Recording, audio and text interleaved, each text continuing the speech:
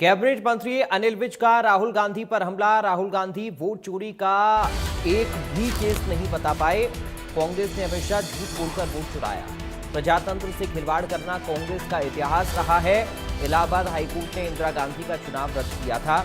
गलत वोट डालने के चलते चुनाव रद्द किया था। अनिल विज ने कानून व्यवस्था को लेकर भी बयान दिया और कहा कि अपराध पर नकेल के लिए प्रशासन को खुली छूट है। अपराध पर पूरी तरह से नियंत्रण है। कैबिनेट मंत्री अनिल विज ने कांग्रेस नेता राहुल गांधी से सवाल करते हुए कहा कि राहुल गांधी वोट चोरी का शोर मचाते हैं, मगर वो एक भी केस नहीं बता पाए कि एक भी वोट चोरी की गई हो, जबकि कांग्रेस का इतिहास रहा है कि कांग्रेस किस प्रकार से प्रजातंत्र और स्वतंत्र चुनाव पद्धति के साथ किस प्रकार से खिलवाड़ करती रही है। इसलिए इलाहाबाद हाईकोर्ट ने राहुल गांधी की दादी का चुनाव रद्द किया था।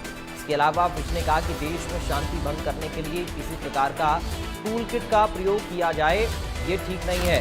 उन्होंने कहा कि अपराध पर नियंत्रण रखने के लिए मुख्यमंत्री पूरी तरह से सक्रिय रहते हैं। कांग्रेस नेता रणदीप सुरजेवाला की तरफ कानून व्यवस्था पर उठाए गए सवालों पर विज ने पलटवार किया।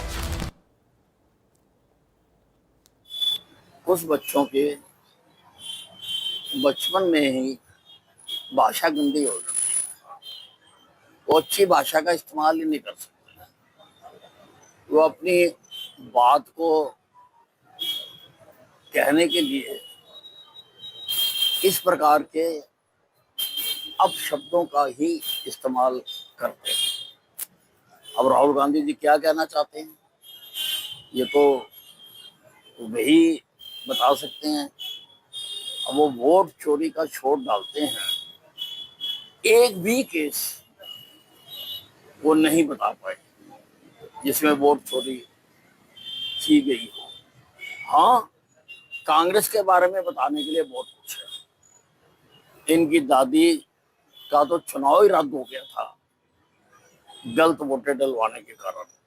इलाहाबाद की हाई कोर्ट के जज JML सिन्हा ने इनकी दादी का चुनाव रद्द कर दिया था और उसके बाद उन्होंने इमरजेंसी लगा दी थी।